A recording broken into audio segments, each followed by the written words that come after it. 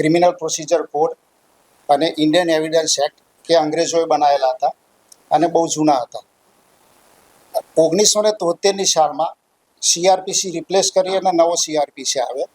એ જૂના કાયદામાં જેટલી કંઈક ભૂલો હતી અને જે કંઈક એમાં જોગવાઈઓ સુધારો કરવાનો હતો એ નવેસરથી સુધારો કરી અને ભારત સરકાર દ્વારા 1 જુલાઈ 2024ના રોજથી નવા 3 ફોજદારી કાયદા અમલમાં આવ્યા.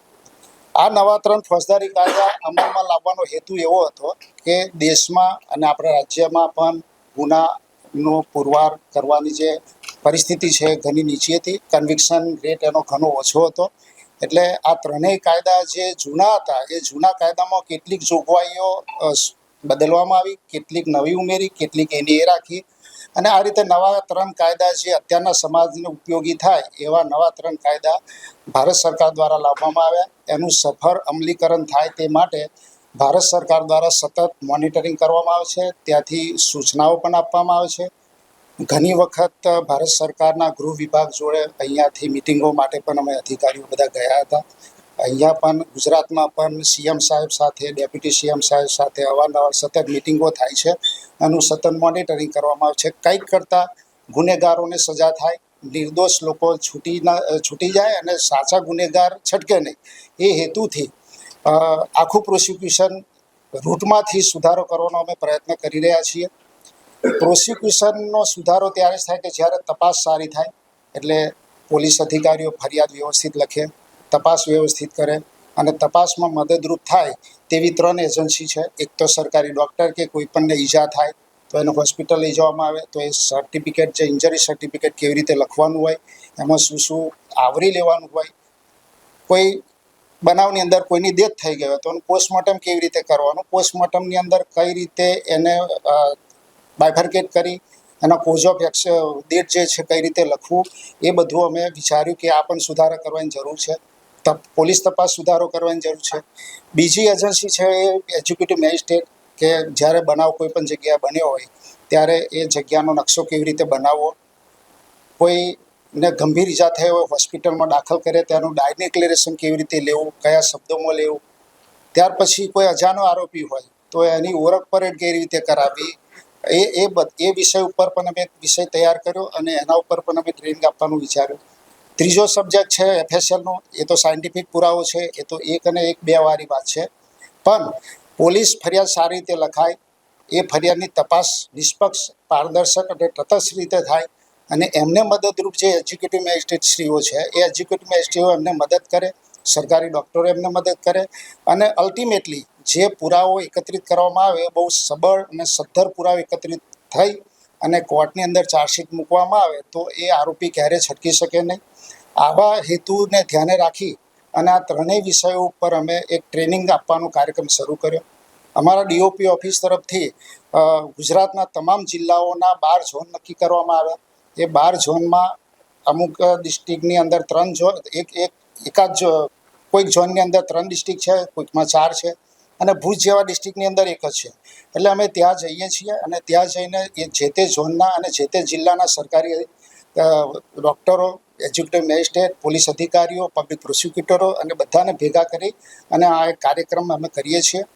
આખા ગુજરાતની અંદર તમામ ઝોનમાં કાર્યક્રમ અમારા પૂરા થઈ ગયા. અત્યારે ફક્ત ને ફક્ત હવે સુરત ઝોન બાકી હતો. સુરત ઝોનની અંદર અમારે સુરત, નવસારી, વલસાડ અને વ્યારા 4 ડિસ્ટ્રિક્ટ છે. આવતીકાલે અમે 4 ડિસ્ટ્રિક્ટના સરકારી ડૉક્ટર્સ, પોલીસ અધિકારી, પબ્લિક પ્રોસિક્યુટર અને એક્ઝિક્યુટિવ મેજિસ્ટ્રેટ 4ને ભેગા કરી અને આમાં અમે ટ્રેનિંગ પ્રોગ્રામ રાખ્યો છે. અમને આશા છે કે આ ટ્રેનિંગ પ્રોગ્રામ ખૂબ સફળ થશે અને આ દરેકને ક્યાંક ને ક્યાંક કોઈ ભૂલ થતી હોય એ ભૂલ ઓછી થાય એવો પણ પ્રયત્ન કરશે આ લોકો. એટલે અમારો ઈરાદો એવો છે કે આ રીતે રૂટમાંથી અમે સુધારો કરીશું તો ઉપર કન્વિક્શન આવશે અને ગુજરાતની અંદર કન્વિક્શનનો રેટ અમારો ઘણો બધો વધે એ હેતુને ધ્યાને રાખી અને અમે આ કાર્યક્રમનું આયોજન કરીએ છીએ. આ પ્રકારનો કાર્યક્રમ ભારતની અંદર ક્યાંય નથી થતો. આ સબ્જેક્ટ ઉપર ભારતની અંદર ક્યાંય કોઈ જગ્યાએ ટ્રેનિંગ કોઈ સ્ટેટમાં આપવામાં આવતી નથી અને આવા પ્રકારની ટ્રેનિંગ આપણે અહીંયા શરૂ કરી છે. એટલે અમને આનંદ છે કે અમારા પોલીસ ડિપાર્ટમેન્ટ તરફથી, રેવન્યુ ડિપાર્ટમેન્ટ તરફથી, પબ્લિક પ્રોસિક્યુટર તરફથી ઘણો સારો સહકાર મળે છે. દરેક જગ્યાએ ખૂબ જ સારા પ્રોગ્રામ રહ્યા છે અને એનું ફળદાયી રિઝલ્ટ અમને મળે છે કે જે લોકોને ક્યાંક ખબર નથી પડતી એ લોકોને ખબર પડે છે. અમારી પાસે એજ્યુકેટિવ મેજિસ્ટ્રેટ શ્રીઓ ઓળખ પરેનું પંચનામું છે, અમે મોડેલ પંચનામું બનાવ્યું છે, એ પણ એ લોકો માગે છે.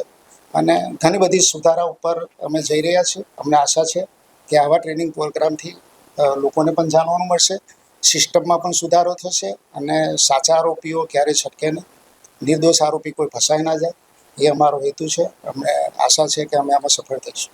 Thank you. સુરત ખાતે જે લી મેરેડિન હોટેલ છે તેમાં ડાયરેક્ટર ઓફ પ્રોસિક્યુશન તરફથી તમામ સરકારી વકીલોને માટે જ્ઞાનનું રિફ્રેશમેન્ટ, નોલેજનું રિફ્રેશમેન્ટ અને ટ્રેનિંગનું એક સેશન રાખવામાં આવ્યું છે.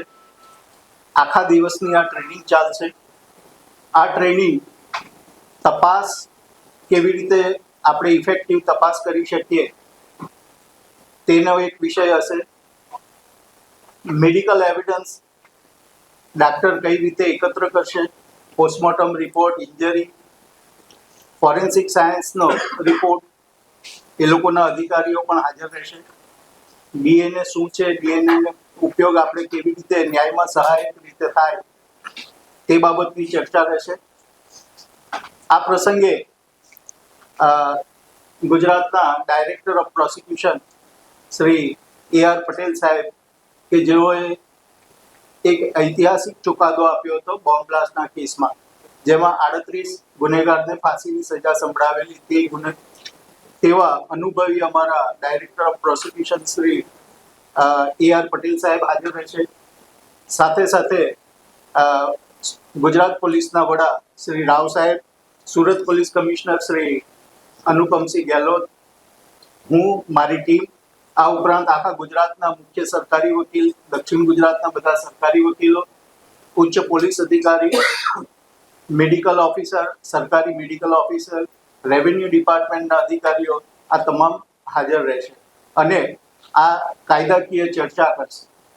આ સેમિનારનો હેતુ એવો છે કે રાજ્યમાં ગુનેગારોમાં એક ડર રહે, ગુનેગારો છૂટી ના જાય, જે ખરા ગુનેગારો હોય એ છૂટી ના જાય અને કેવી રીતે કેસ વધારે ને વધારે આપણે પુરવાર કરી શકીએ કે જેને કારણે પ્રજાની સુરક્ષા પણ રહે, તે માટેનો આખો હેતુ છે.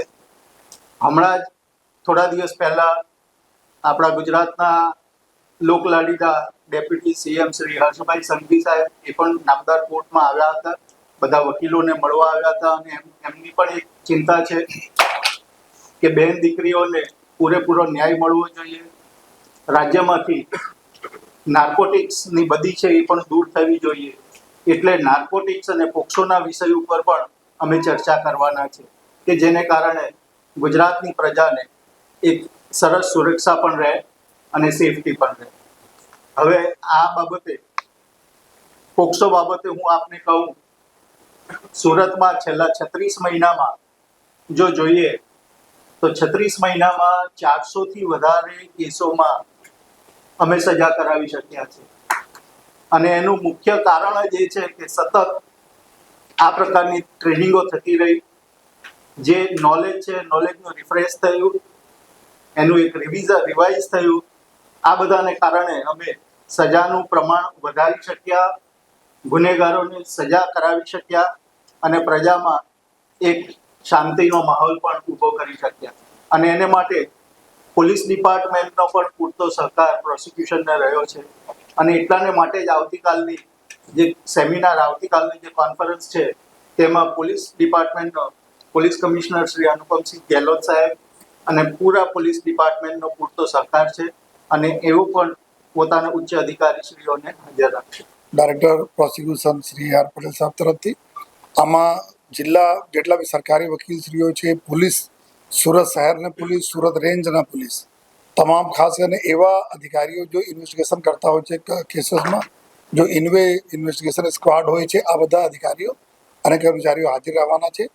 પર્પસ એવું છે કન્વેક્શન વધે જોઈએ. આપણા ગુજરાત સરકારશ્રીના એવા અભિગમ છે કે જેટલા બી જો ક્રાઇમ કરતા હોય છે એના લાગવા જોઈએ કે એના ઉપર પૂરા પુરાવા અગર અમે બરાબર રીતે પોલીસ તપાસમાં ભેગા કરે અને પછી આપણા જો સરકારી વકીલશ્રીઓ એના બરાબર કોર્ટમાં મૂકે અને કોર્ટ તરફથી કન્વિક્શન થાય એમાં ક્યાં ક્યાં અમારે ખામીઓ રહી જાય છે, ક્યાં ક્યાં અમારે કોર્ડિનેશનની જરૂરત છે, એના આશયથી જો આવતીકાલના એક જો વર્કશોપ છે એમાં અમે લોકોને બી ઘણા બધા શીખવા મળશે.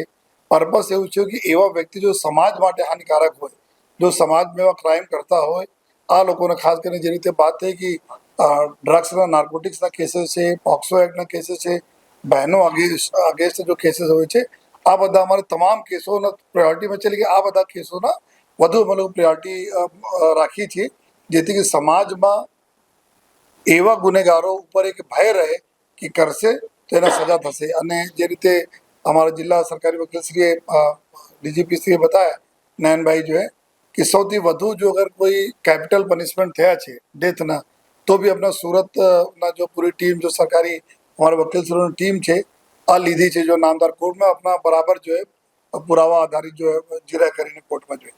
તો અમે લોકો બી અમે જવાના છે આવતીકાલને એક એવા દિવસ છે કે અમે બી એના ઉપરથી શીખ લઈને આવનાર સમયમાં પૂરા તૈયારી કે સાથે જોઈએ કે જો બી ઇન્વેસ્ટિગેશન થાય તો અમારે જ્યાં જ્યાં ખામીઓ રહી જાય છે તો આ બધાને કાલે મંથન થવાના છે.